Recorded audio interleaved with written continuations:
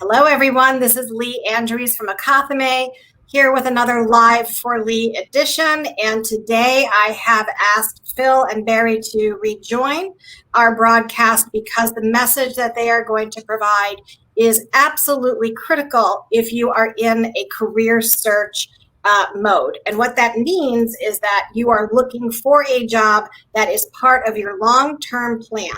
So not necessarily for the here and now, but for that long-term career process. Barry and Phil, thank you again for being with us.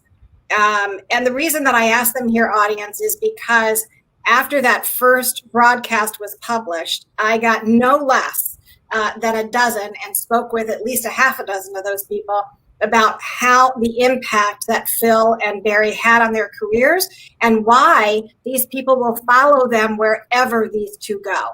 That is the kind of manager that you should be working with. This is the kind of manager that you're going to be able to screen by the end of this call, and you're going to be able to have conversations with these two on that. Now, having said that, for those who are candidates out there, I want you to keep these four things in mind. And we're going to be focusing on the fourth one during this call. First, I want you to stop looking at yourself as an employee. That is number one. You are not an employee. You have talent, you have capabilities, and you have a choice. What that means is that I want you to look at the hiring manager as your client. Look at that company as a client. When you make that mental shift, you will now go to Barry and Phil and say, what challenges are you facing with? What do you need to accomplish? And let me see how I can help you, if and how I can help you, right? And then the third question is, do I want to help you? That means, are you going to fit with this group? Secondly, a provider as a contractor has many clients. An employee has one client. That is the difference between being a contractor and an employee. The third is I don't want anybody to think that you don't have a choice. Companies and hiring managers have a choice as to who they work with. That's the whole hiring process. I want you to flip it around, and I want you to have that same mentality that you have a choice. As you are listening to Barry and Phil, I want you to think about what makes them a viable client that you want to help. Remember that your talent will make somebody else look good. That's why you're being hired. You are being hired to help somebody accomplish something. So, and then the fourth one and the last one is I want you to choose that hiring manager because that hiring manager is going to represent you, is going to help you build your portfolio, is going to help you build your capabilities, and help you build your brand. Choose wisely. All right. I'm off of my soapbox. Now. Good. That's good stuff, Lee. This is good. I'm writing it down myself. Good. Yeah. And this is a difference between an agent and a recruiter. An agent represents the talent, which is what I am. I'm an executive agent. A recruiter represents the job description and the resume. Yeah. An exceptional recruiter represents the job, the description, and the people who are trying to solve a business problem. So like Amy Miller's of, she at Amazon right now, Casey Carpenter at Amazon. I mean, these are women who get that part. But let's get into you two. All right. Number one. We ready? I'm ready. Do it. Okay. We've got, by the way, I will take questions. They're coming through on LinkedIn and they're coming through on YouTube. We will get to all of them because we've got a little extra time today. So let's start with Phil. Phil, when you look at a UX or a design, resume or portfolio, what are some of the things that you are looking for? Be as specific as you possibly can. Yeah. I had sort of rattled off four items in our previous conversation that I will reiterate and maybe add some color to with a sense of timing. The first is don't jump just to the beautiful image in a device, because we know that there are smart objects and UI kits that allow you to do that and make the work look as beautiful as possible. Focus on the process that you took to get to your final outcome, final output. So the first thing is, did you adequately and accurately define the problem with the client in mind, or collaboratively with the client and with your team? because a lot of times a client will come to you with what they feel is a predetermined or preconceived notion what the solution should be. And a lot of what design thinking is reframing and creating hunt statements that redefine or reframe the problem with different language. And were you part of that process? That's the first thing. The second thing is, again, focus on process. Take me through the steps that you followed from beginning to end to get to what was your final outcome. It doesn't have to be, did you check all the boxes of a design thinking methodology or an agile methodology? Because every problem is different. So what steps did you take that were unique and necessary? The third is, what were the outcomes? We all like to focus on value. What value did you create? What value did you bring? They could be KPIs, they could be OKRs, they could be conversions, they could be impressions, it could be an uptick in revenue, cost savings, cost efficiencies, whatever it is. And were those outcomes beautiful? Because that will tell me, one, what your craft skills are, and two, what, how thoughtfully did you craft a solution that solved that problem? And of course, the fourth thing is, who did you work with, and with whom did you collaborate, and how did you work with your technologist, your strategist, the client, or the stakeholder at hand? And are you thoughtfully and thankfully attributing the work to the people with whom you partnered to achieve those goals? Those are the four things I'd like to look for. Wow, I think that last one's the big one. Are you thoughtfully and thankfully acknowledging the people you worked with? Yeah. Right. Our business is a team business, and that is really critical. And I think that can be a part of the story of a printed resume or sort of an actual designed sort of like personal website. But it's also a really important part of the interview and the conversation that a candidate might have with someone like me. I'm looking for someone who is excited to be a part of a team. And the other thing that's important that I might add on top of what Phil said is color is, and maybe it seems obvious, but Phil laid out a very logical series of things that he's looking to hear. I'm also interested in how I'm sort of hearing them. Is it an entertaining story they're telling? Yeah. Mm-hmm. Is it an intriguing story? Because our business is not just, designing things in isolation. We have to be communicators and get people excited about the ideas we're talking about. And so even at a very young level, and certainly much more as a senior level, I'm looking for, is this someone who's going to be able to command the front of the room, or the front of the table, and knows to focus on the points that are important and not to focus on the points that are trivial, and that has clearly taken some time to understand who I am, right? We talk about customer centricity. If I'm the interviewer or if I am the recruiter, they need to know and demonstrate that they know the things that they predict that I think are going to be important about them. So how would you know that in a resume or a portfolio? If you were not to have met the person yet, how could you tell from their resume portfolio that they've got some of that? So I do think that,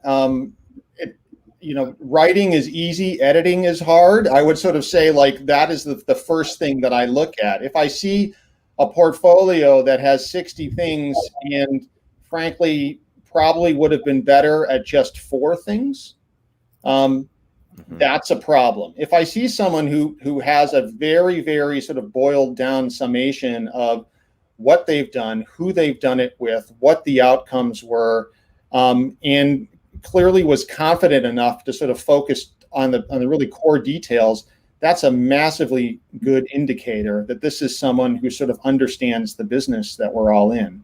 And then I look for examples of that in the actual conversation as well.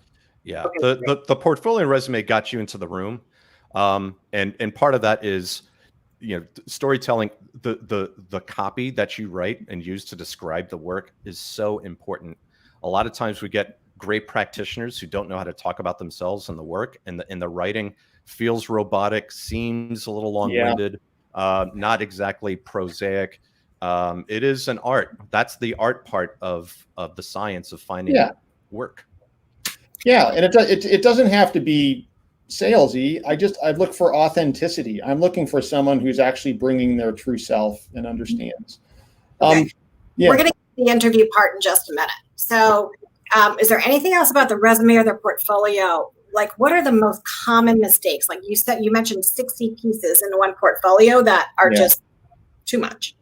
So I think on the resume, like we talked a little bit about in our last conversation, Lee, I'm intrigued by other jobs and other roles and other projects or other learning that people have done that have nothing obviously related to experience design or design. Like if someone was a carpenter, or if someone was, those things actually are really interesting to me, versus people that maybe have kind of come out. I believe in, our career is like a mountain, right? And you want to have a wide foundation. People who sort of only do one thing forever, the thing is going to teeter. Our business is insane. We're all going to get laid off or fired like 3 or 4 times over the lifetime of our career.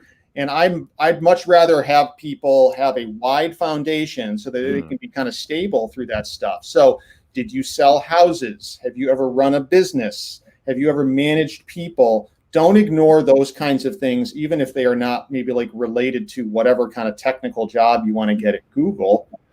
That's what I would sort of say on the resume. And then on the portfolio, I actually enjoy parts where people bring more of their whole selves there. So people who may actually want to show some of their fine art or some of their photography, or actually links to a podcast or a short stories or articles that they've written. I think actually that is also a really interesting thing. Put yourself in the shoes of someone who has to go through hundreds of these resumes and portfolios. On one hand, it's just interesting. It's going to make you stand out. On the other hand, much more logically, it actually is a competitive advantage to have someone who can relate to maybe the customers that you're trying to design for because of this range of experience you've had in your life. Yeah. Excellent. Looking for a job is in and of itself a job. It's a full-time job. And if you don't already have one, yes. And what I found, to Barry's point about diversity of background, people who are creative aren't creative just in front of a computer, right? Yeah. They oftentimes, what I found is, if you're good in front of a computer, chances are you're probably good in the kitchen, and you're probably pretty good in like music, like a recording studio or on stage. Or the dramatic arts. And I love that kind of diversity. I love the things that made you, as opposed to you followed a recipe, which is interesting because cooking requires recipes, but the best ones don't use any recipes at all, right? So let me ask you this: just how far would you be willing to push that envelope? Here's a candidate for you. Yeah. They are a stand-up comic. They've done that in their past. They have a Class A CDL and drove a tractor trailer across the country. They wrote for a magazine, for a trucking magazine, and had their own column for 10 or 15 years. And this person, went into the UX domain because they like how it works, the thought behind it, behind the decisions, behind design decisions. Is that somebody that would turn you off or say, yes, let's talk? I'm way more interested in that person than someone right out of General Assembly or something, frankly, because not that those, GA grads aren't amazing too, potentially, but look, this isn't about design in isolation. When we aren't artists, we're applied artists, right? So we're standing in front of someone whose business is developing roofing shingles, and we need to talk to them about an e-commerce experience that we've designed. It's awfully helpful to be able to say, look, I've actually repaired a roof, or I understand these kinds of things, and I know how these things are built. It's powerful to be able to talk with that kind of fluency when you're just trying to sell something technical. But I would argue that the ideas that come from that actual experience are going to fuel better experience design and better customer experience. And so if you don't have that experience and the only thing you've done is sort of like the classic training for design or experience design, I would encourage you to get out and try to sort of like find ways to sort of gather other life experience in addition to your job. And if you do have it, I would absolutely talk about it. I mean, experience design are really even sort of like, Phil and I have sort of seen over the past 10 years, the people we used to hire as sort of like entry-level experience designers back in the day, it was usually their third or fourth job. It's only sort of a semi-recent phenomenon that people are getting trained in it right out of school. Right. So I feel like that, and that sometimes is true. I mean, the amount of lawyers who are also designers, or the amount of other teachers. We've hired a bunch of them over the time, and there are people coming out of the military. I think, as I mentioned last time, all of these prove to be, they like caught up quickly with people who may have had more years actually doing the experience design work, and often were able to pass them because of their life experience. Yeah, you ticked off 4 separate individuals. I don't know if you were talking about one specific person who did all of those things, but I've known a stand-up comic who was brought on as more of a strategist than an experience designer, but that's fine. And a copywriter who was a stand-up comedian, and a lot of journalists who become content strategists and copywriters. And experience designers. And there was someone I recently hired who was a film editor. And he was like, well, how do you see me fitting in as a content strategist? I'm like, well, when you're using Final Cut or Avid, you're looking at predefined chunks of stuff, right? That's what content strategy is. You're setting up a Tetris game of predefined blocks of stuff. I see it translating perfectly. And he's been with the company for about 3 years. There you go. That's how it works. All right, now we're going to go into a different direction. So candidates know pretty much how to prepare for an interview. They don't necessarily know how to prepare for an interview with you two. Now they have a better idea of what you're looking for, though. But how do, as hiring managers, how do you prepare for an interview? You go first. Me? I'll go first. Sure.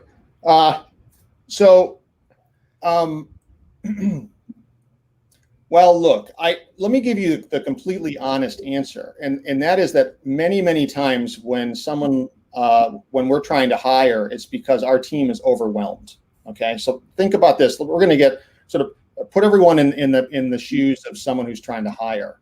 So the amount of preparation that a hiring person like myself might have sometimes is often less than they would like to have, because they're dying. They're like overwhelmed. So hopefully I have reviewed the portfolio. I've been a part of the decision to sort of bring them in. And really what I'm looking for is next level stuff now. I'm looking for community and character fit. I'm looking for a collaborative, sort of like we-centric sort of point of view. I'm looking for an ability to tell the powerful story that hits on really the most urgent points in their work. I'm looking for someone who I think has an understanding of what they do well and what they want to learn. And then the final thing is, and this is important, I think I try to remind myself of this a lot, but I'm also looking for someone who I think is going to be able to tell me how I can help them. So I think that there is often sort of this strange belief that managers or hiring managers are like these omniscient geniuses who know exactly what I want and exactly what I need. What I'm actually looking for, and the best sort of partners that I can have on a team, are people who can express what they would like to learn next, how they would like to grow, with the recognition that not all this can happen immediately, including what kind of a job they actually would like to have. Job descriptions, as a rule, are terrible. Usually written by 3 generations ago, and then you suddenly realize you didn't actually have one, and it got posted, and you're like reading it, you're like, whoa, that's not what the job is. I think it's important for people who are interviewing to understand that, and to actually, even for a job that looks like it's a fairly straightforward job, to kind of go to a hiring manager and have the confidence to say, this is how I think I would actually bring the most value to you. If the job could be about these things, it's important, because Phil and I will change the job based on the person that we meet. Mm-hmm. The job description is more about us getting permission to hire someone and sort of working through the mechanics. We will change everything based on the person that we meet and we will pretend like we meant to do that all along. That is the truth.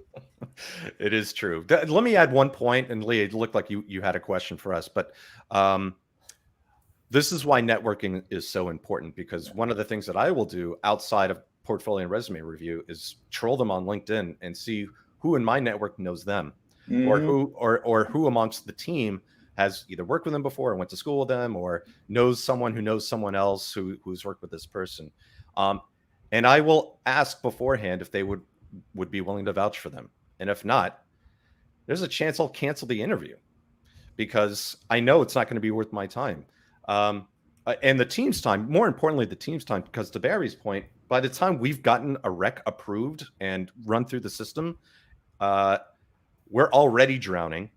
And it is just readily apparent that this person probably should have been hired 6 months ago. We're that desperate. So we have to look for some shortcuts, quite frankly, using our network to sort of vet a candidate before they've even entered in the door.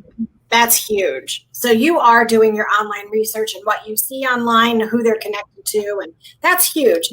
Joe Sokol has asked a question, because this is part of preparation for a hiring manager. How about we look at the hiring manager's dance with the HR manager, and he called him Zool, the gatekeeper of Gozer. So, the Ghostbusters reference. Ghostbusters reference. It's been a while, but yeah, that movie is making a comeback too. So how do you manage through that?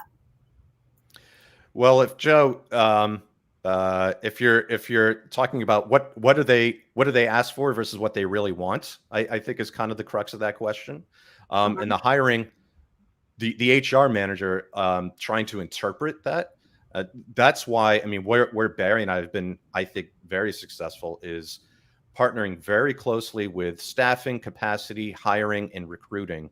And it is a fearsome foursome, along with us as the hiring managers, to make sure that we're in lockstep throughout that entire period. And a good recruiter will leverage our speaking points, our talking points, verbatim outside of the job description.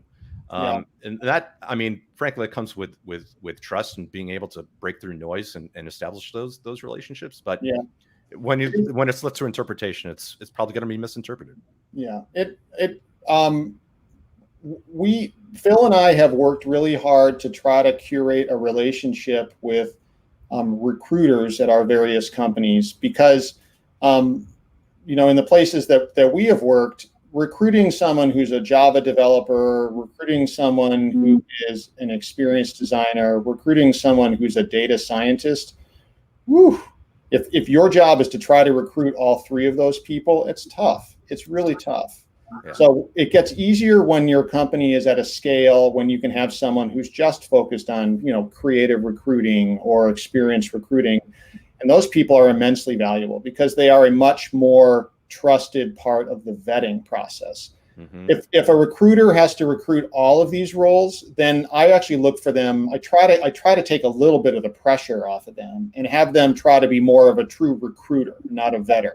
Right. Represent the company, represent the kind of collaboration and excitement that we expect and that our people have, and then have our team vet them. The other thing that Phil and I really try to do a lot of is, for most people hired, we may work with them a little, but there are a lot of people on our team that are going to work with them a lot. So I really like to have, like, if I have teams of 5 or pods of 5, and that pod is down to 4, and we're trying to hire the 5th, I try to have that foursome all interview that person at once and get them out of an interview room, actually have them go get coffee.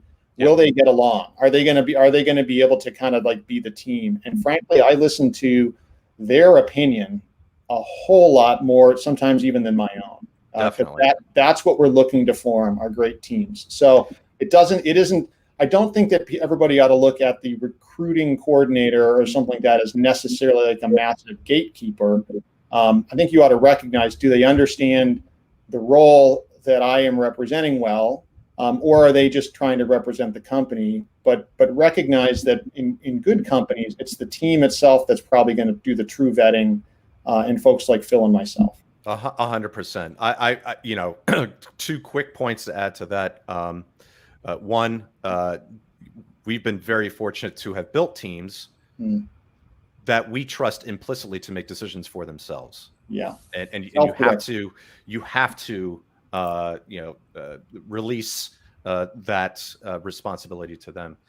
The second thing is, this is the one area where it actually does make sense to ask if this is someone you'd want to have a beer with. Not a presidential election, but a team member. If you're hiring a team member, it's like, this is someone you'd actually want to have a beer with, or lunch, or a slice of pizza, or whatever it is, or a cup of coffee, because that's where great teams are formed. Not in necessarily craft skills, although you need that.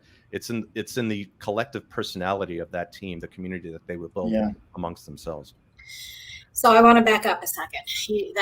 I hope people are taking, they're going to be putting this on pause to take lots of notes. I can tell that now. So I do want to ask you guys, you're very busy in your roles. Thinking about your last role, it was not a 9-to-5 job. Right. Nope. But what I believe, one of the most important roles of a manager, of a leader, is to make sure that they've got the right people doing the right things, right? At the right time is another part of it. How you find those people doesn't necessarily come through the recruiter. It's your network that Phil is talking about. So what kind of value or what kind of sense should people have in reaching out directly to you, saying, hey, Barry, I caught you on Live with Lee. You sound like a great person to work with. How do I start working with you and Phil? Is that okay with you, or how do you treat that? How do you perceive that? Yeah, I mean, my responsiveness may not be fabulous, but I really do try to, and I sort of have focused on LinkedIn as sort of the network of choice for me. But I do try to participate in those conversations. I've seen the long-term value of someone I helped 12 years ago suddenly helping me, now. And so, never say never, but I usually am able to get back to people. And usually where I can be valuable is not necessarily helping them myself, but by trying to sort of offer some suggestions and making more connections. And so that's sort of the connection tree to go down. I think things like LinkedIn are a much more sort of powerful version of sort of old school networking, which is really, really helpful. But I do think at some point, Lee, we ought to talk a little bit about one of the things that Phil and I really try to be very, very cognizant of, and I would argue the whole industry needs to be more cognizant of, and that's sort of the cognitive bias and sort of the likelihood of just hiring more people exactly like you if you rely entirely on your network. And so one of the things I would really encourage people who are interviewing, and then also people who are candidates, is to sort of recognize that I would really play up the kind of diversity that you're going to bring to an organization by joining, the diversity of perspective, really point out the fact that you have experiences that other people in the organization you're trying to join may not have, because smart managers are really looking at that and need help, I think, a little bit, not just sort of trying to fall into the bias of this person sounds an awful lot like my story, I ought to hire them. Yeah. You're already there. So I think it's important. We did a lot of stuff at times in our previous company, really trying to see, sort of force ourselves to break out of sort of the familiar patterns of hiring that ends up making teams that look a lot like us, to try to force to sort of make teams that look and act and think a lot more like America, frankly, which is a far more diverse thing. And I just would say that a smart candidate applying for a job, you should really talk about the new perspective you're going to bring to the organization, because smart hiring managers are going to remember that they need that.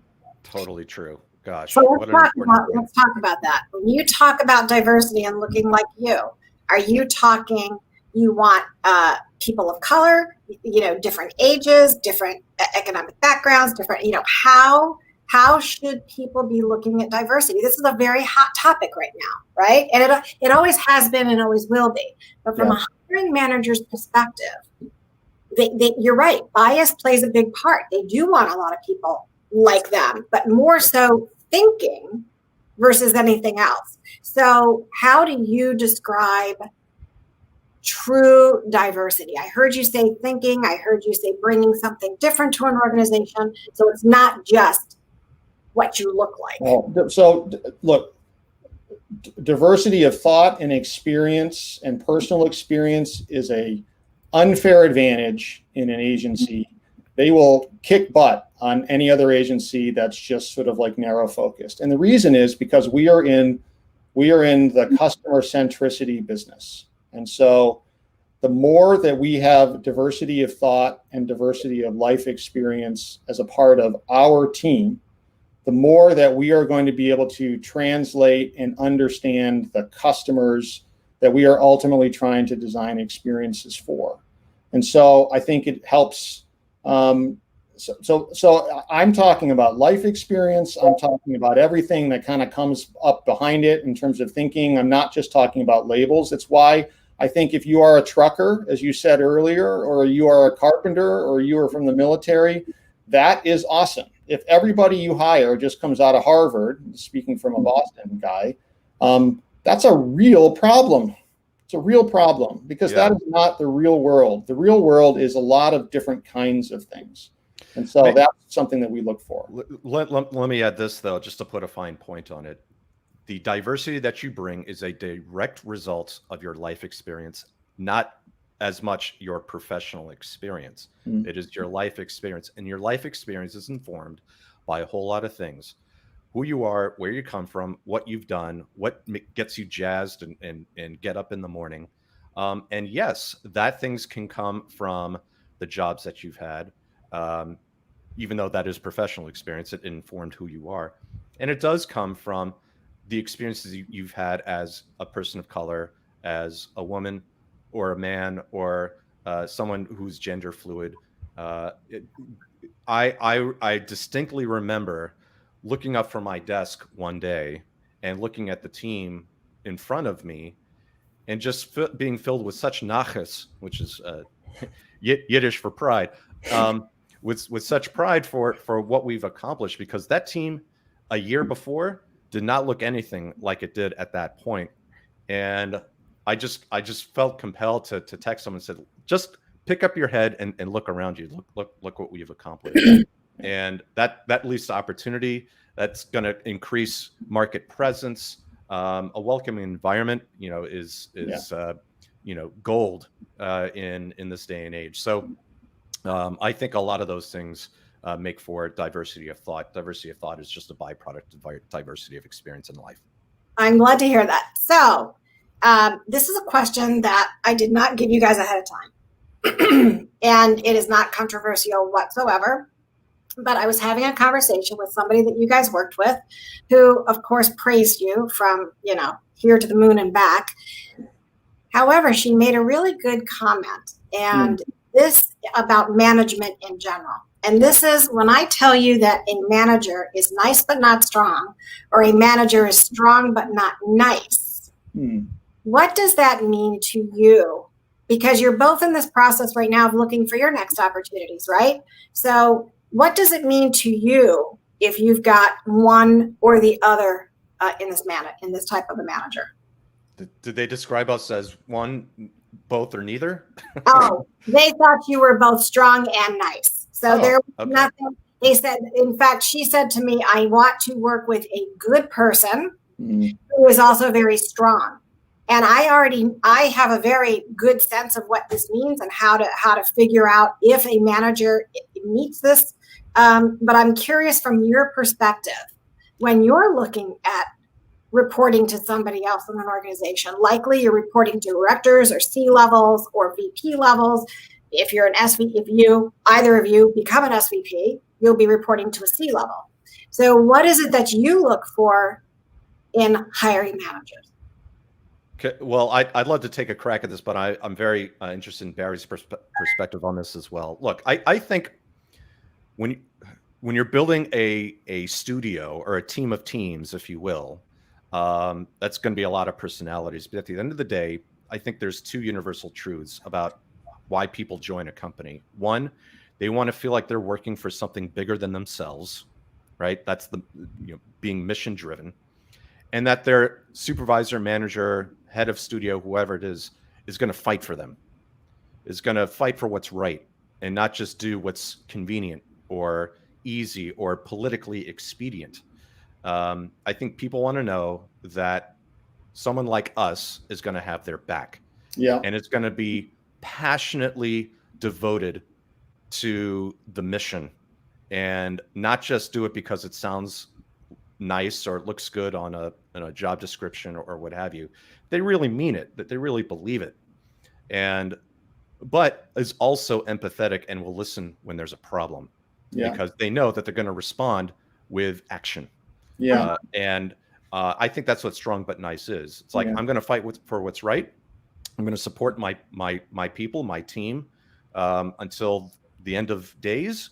But I'm also going to listen, and you can come to me with a problem. Yeah. And I'm going to solve it for you. Yeah. I mean, Phil and I talk a lot about servant leadership, which is really, I think, what this statement is sort of about, in that,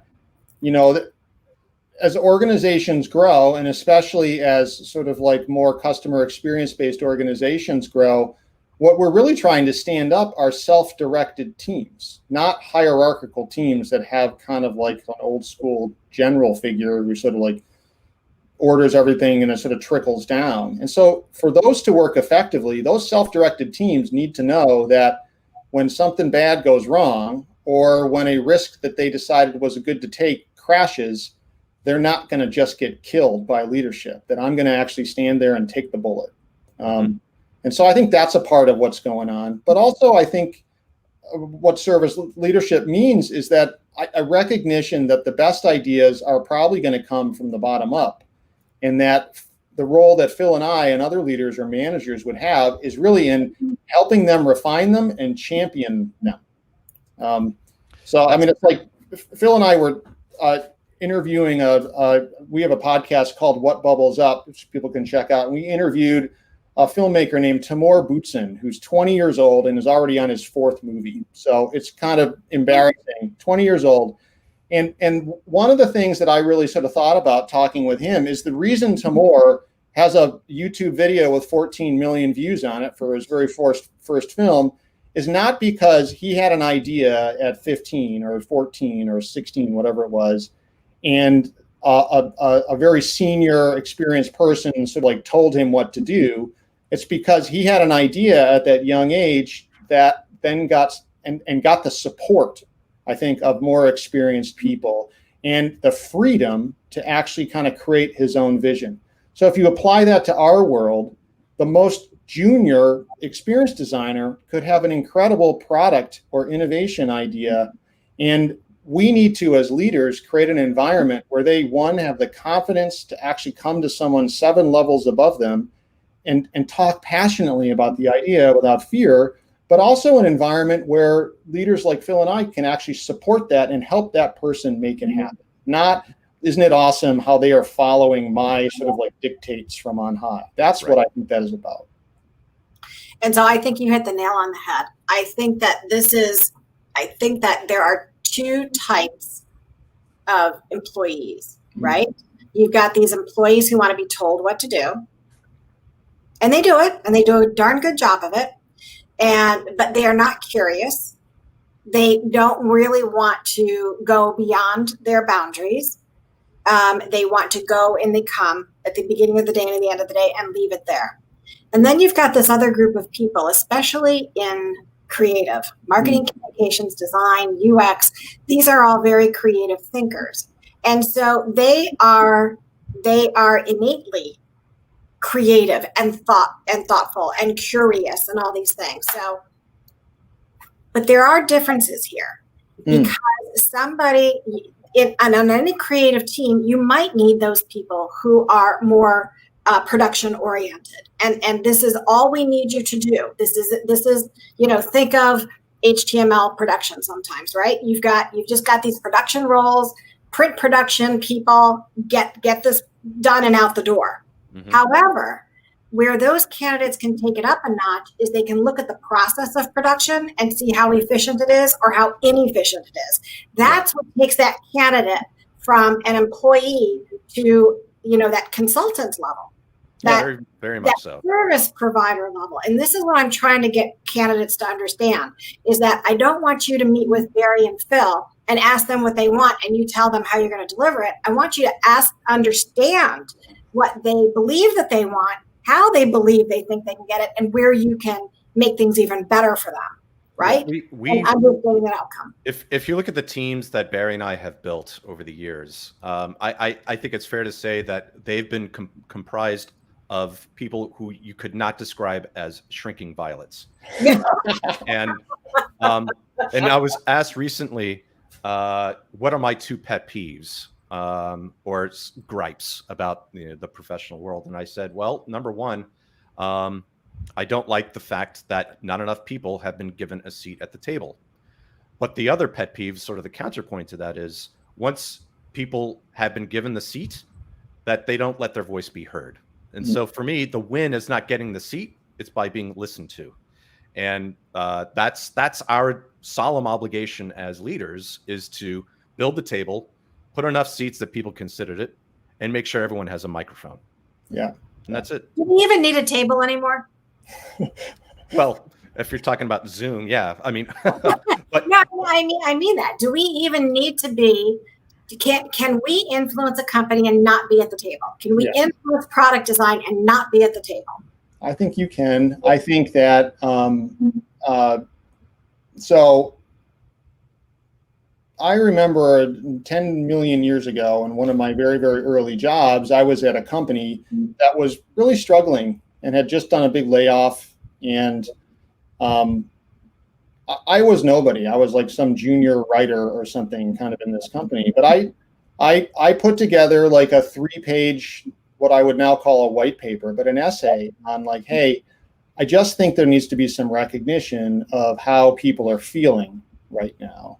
I'm not saying like, what the business should be that we're in, but I feel like that, there's a lot of sort of effects by some of the challenges that we've gone through that at least people at my level are not recognized. So I was not a part of a board of directors. I was not in charge of any kind of account. I was just like one of the people in kind of the cubicles, but I wrote that. And it got me an audience with the CEO of the company. And it got me an audience with a couple of other people on the leadership team. So look, on the other side of the coin, I would love to get feedback like that. That's respectful, that's thoughtful. Managers are desperately afraid of not being aware of everything that's going on and not being able to relate.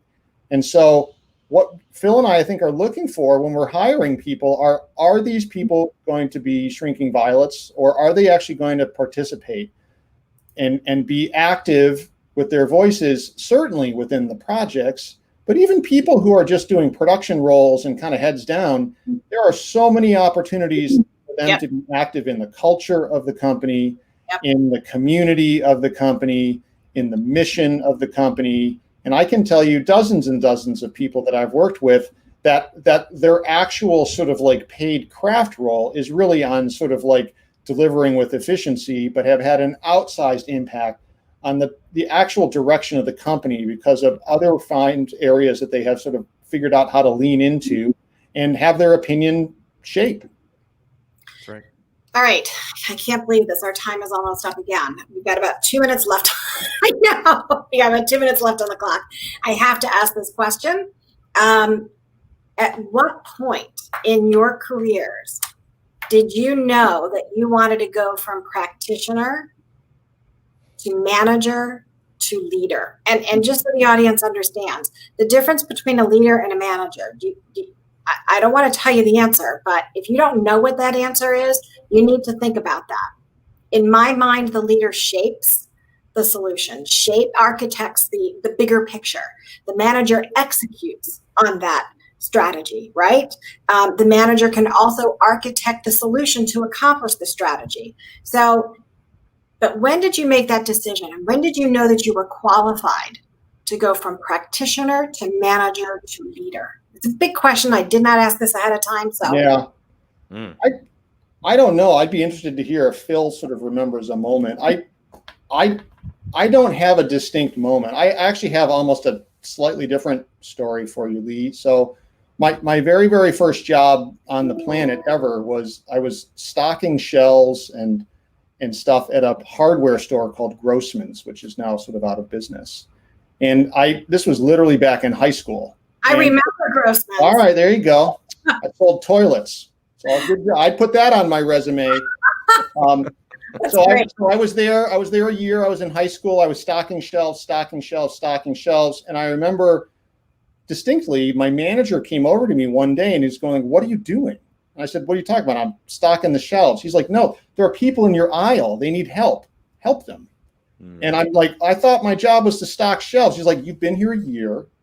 Your job is to help them. Honestly, I don't care if these shelves get stocked." And it was sort of the reason I bring it up, it's the first time that it kind of triggered me to sort of be on the constant lookout for that moment when I'm shifting from a task to actually my job is something larger. My job is to help people. And so I think if I think about my career now, there are many sort of micro moments where I think I lifted up my head from what I was writing or from what I was helping to design and helped people. And no one specific moment where suddenly it sort of tipped and my job was now X as opposed to Y. But I think it's important for people to always be sort of on the lookout for, how can I add the most value? Don't worry about getting promoted. Don't worry about what is my title. If you're constantly asking yourself, how can I add the most value? And you're changing what you're doing based on your opinion of what is the most value, you're going to progress naturally. Yeah, I similarly, I don't think there was one seminal moment that it all kind of clicked, but there are just a few moments. One was after a huge layoff at an old company of mine. It's one of those things where they were just like tapping people on the shoulder and giving them the thumb. It's like a 19% round, and I was like, well, I can never be caught with my pants down, so I better always be kind of 1 foot in, 1 foot out. But that led to a series of interactions where people kind of picked up on my lack of commitment. Just that sense of fear that the axe is going to fall also gives you a sense that, hey, if I dig too deep into this one thing, I could find myself out on the street. And it's like, people can sense that. It was actually someone that Barry and I both know now who gave me the advice of, you'll make it wherever you want to go the minute you start believing in what you're doing. I'm paraphrasing, but that's essentially what it was. And I was like, whoa, it was like a shotgun blast to the spirit of, what this notion of higher purpose. And that was repeated by other leaders. I was like, okay, clearly they're onto something because they're at a place where I want to be.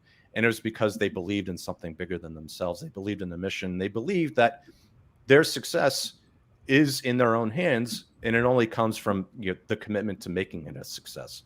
And that's kind of that similar moment. And I think working with similar people in that way, that you can bring diversity of thought and how you go about things. But I think that is one thing that has to be shared. Do you share in the mission? Do you share in the dedication to achieving the positive outcome, to solving the problem? And do you do it in a legal, ethical, profitable, moral, non-hazardous way? I mean, are all of those boxes checked? Yeah. So our time is up. Guys, I can't thank you enough. Please tell us the name of your podcast again so that people know to join. What Bubbles Up? You can find it on Apple Podcasts, Google Podcasts, Spotify. It's all over. We're very excited. We're actually doing another recording very soon. So I think we're on episode 7 or 8. And if you want to get in touch, you can contact us at whatbubblesup@gmail.com or follow us on Twitter at whatbubblesup. That's awesome. What is the actual purpose of what is the mission of What Bubbles Up? So Phil said, "Hey, I want to do a podcast so we can, keep talking, and I want to do a podcast about beer." To which I said, "I know nothing about beer, Phil, but if you're saying that I can drink a beer during the podcast, I'm in." And this is seriously, what we did is we stepped back and we said, we're in the idea business, and we're constantly trying to figure out better ways to come up with ideas, better ways to evaluate ideas. And frankly, we love talking to other people who have to come up with ideas themselves, learning how they come up with their ideas, their process, how they know an idea is a good one. And so that's what we do. We start every podcast by asking, what are you drinking? And then we talk to someone who comes up with ideas about how they do it, why they do it, how they know they're great. And then we end each podcast by asking, what are you going to steal? What part of their approach should you steal, should listeners steal to help them come up with ideas? It's been a load of fun so far. It's been great. I'd say the larger mission is, once again, us giving back to the community that has given us so much. And using this as an opportunity to help ourselves by helping others, or at least giving ourselves joy by helping others and promoting the work that they're doing. Tim Moore is a great example of that. Hermanos is a film that he did at 18 years old. It's gotten 14 million hits on YouTube. We're going to be talking with someone soon who's submitting for the new state flag of Mississippi, which I think is incredibly curious and amazing. And we've talked to data scientists, actors, fine artists. I mean, we've really run the gamut. We're looking forward to the next set of conversations. I love that. I love that. All right. Well, ladies and gentlemen who are out there, they've been pretty quiet today, but I can tell that from getting on my text messaging, which is why I keep going this way. I'm taking notes. Are you sending out the recording? So they're listening. They're just being very quiet. All right. Good. So bottom line here is that if you are preparing for an interview, if you are searching for a job, be focused, show how you differentiate yourself, and make sure that whatever you have in writing and what you say in person shows that differentiators. Our next conversation is going to be around negotiation. We're negotiating your compensation package. This is a very sensitive subject for many people, and I will give you a hint that whether I'm representing somebody at $100,000 a year or $750,000 a year, the negotiation process is exactly the same. So you are going to learn how we do it, and hopefully get you what you're worth. Guys. Thank you, Lee. We appreciate you having us on. It's been a lot of fun. I appreciate what you're adding to the community and giving so freely this information to help others. Thank you all for joining. Have a wonderful day. Gentlemen, hold on for just a second.